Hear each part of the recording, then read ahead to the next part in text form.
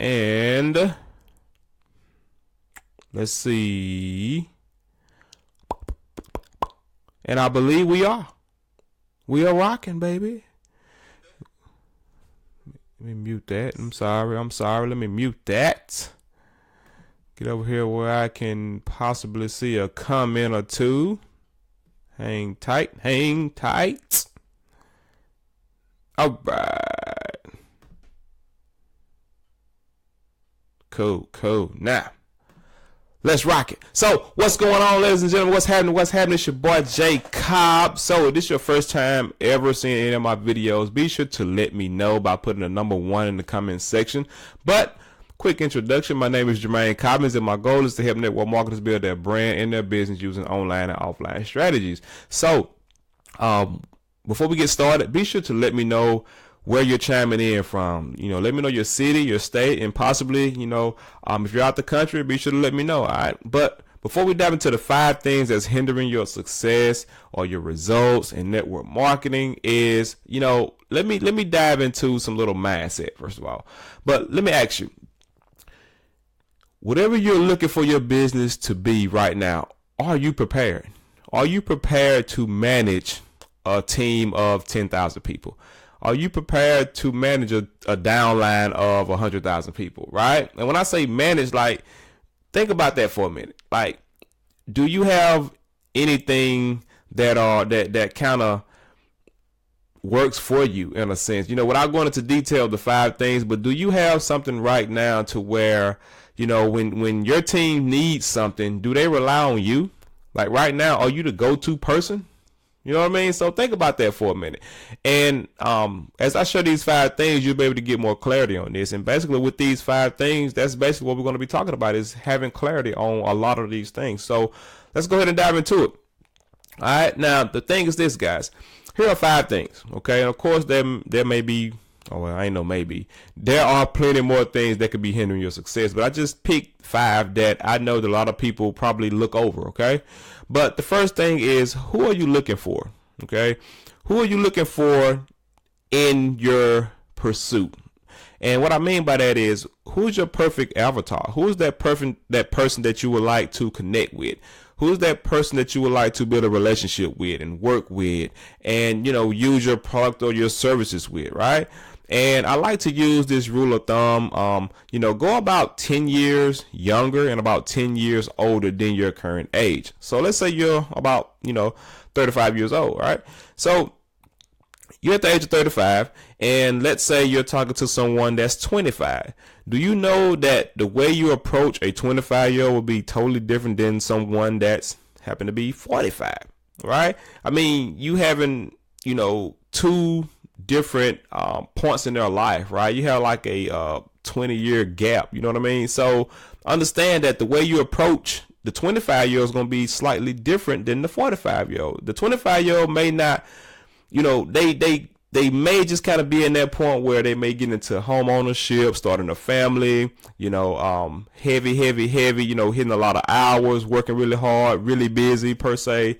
And you may have that 45-year-old that may done all that, and they may be looking for ways to settle down and get more time freedom, right? You just never know. But you need to get clear on your delivery, right? And it goes to, like, who are you looking for? Meaning, are you looking to recruit reps?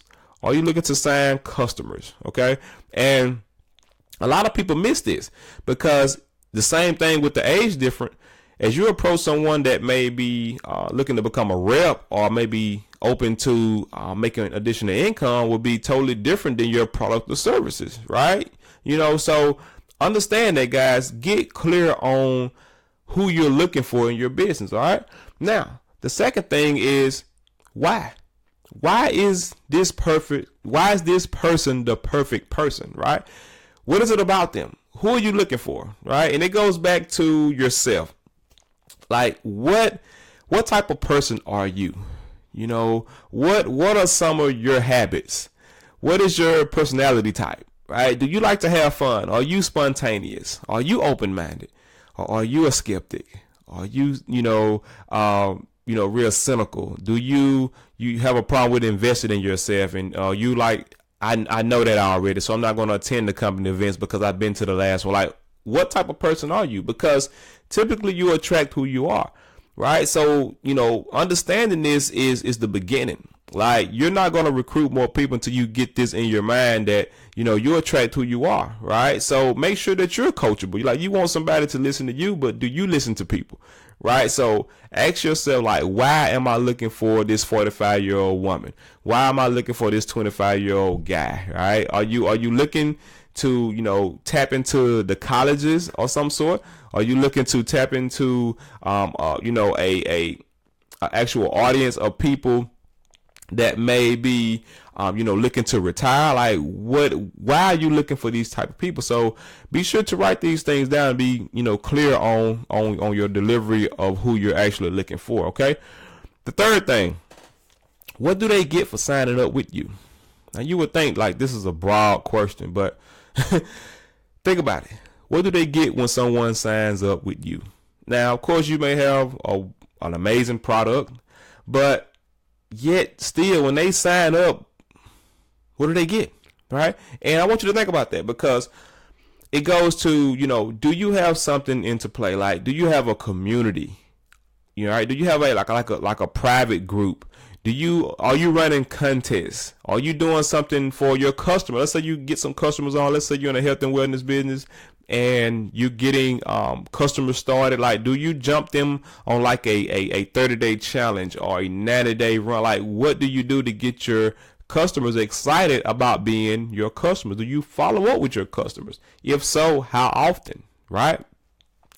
When you follow up with your customers, what is it? Like, you just checking on them, you're trying to get them to upsell, buy more products, maybe turn them over into a rep. What's your process? Same thing, with your reps. What do you have? Do you have a system into play?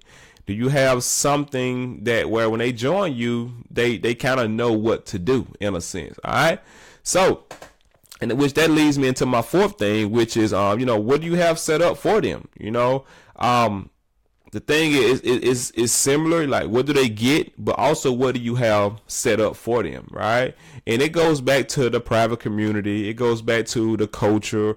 It goes back to having some type of system in the play. When someone signs up with you as a rep, what is the first 3 things that they do? What are the first 5 things that you do for them?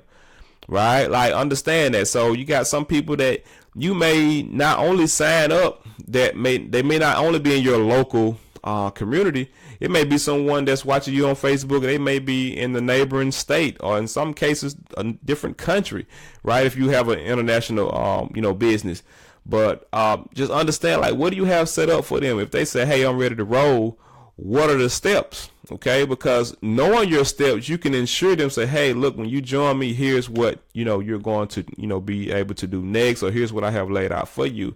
My rule of thumb, the way I look at things is that, when people team up with me or whatever the case may be, yes, I have a wonderful product, have an amazing company, I have a great upline, but I look at it as people get me. They get my time, right? They get my, I guess you could say, persistence, right? My mentorship, and it's not me so much as being more like a boss to them, but just encouraging them, say, hey, look, you have someone that has been through anything that you're about to go through, right? So just know that you're not alone. I'm only a phone call away. If you need help, on anything, let me know. I can shoot a quick video, put it on my YouTube, put it in our group, whatever. I want people to understand that they are in like that perfect place. And that's kind of what I feel when people sign up with me.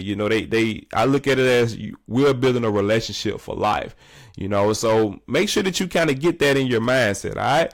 And the final thing is, can they do it? And I'm not talking about can they do the business, okay? But can they do what you just done?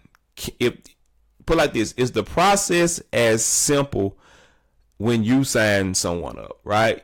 Like, can you make it simple for them? Meaning, it doesn't matter if they are a veteran network marketer, or whether they just, a novice. It doesn't matter.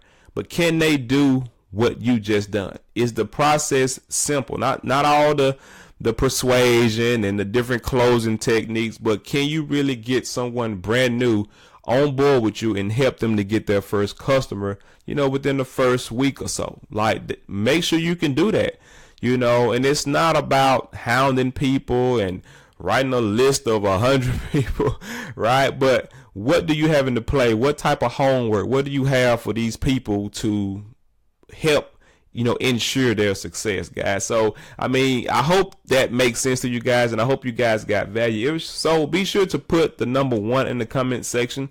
And like I said, there should be a link above, guys, where you can connect with me personally. I will add you to my VIP list.